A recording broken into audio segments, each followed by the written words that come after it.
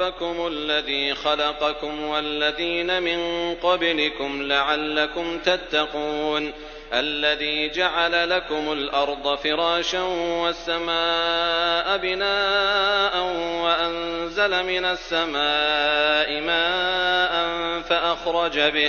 فأخرج به من الثمرات رزقا لكم فلا تجعلوا لله أندادا وأنتم تعلمون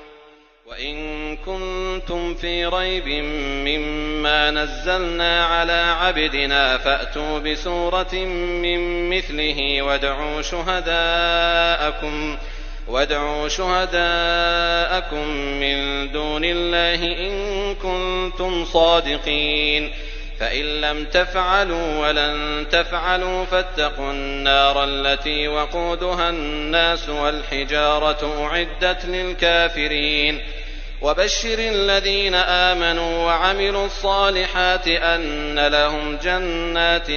تجري من تحتها الأنهار كلما رزقوا منها من ثمرة رزقا قالوا هذا الذي رزقنا من قبل وأتوا به متشابها ولهم فيها أزواج مطهرة وهم فيها خالدون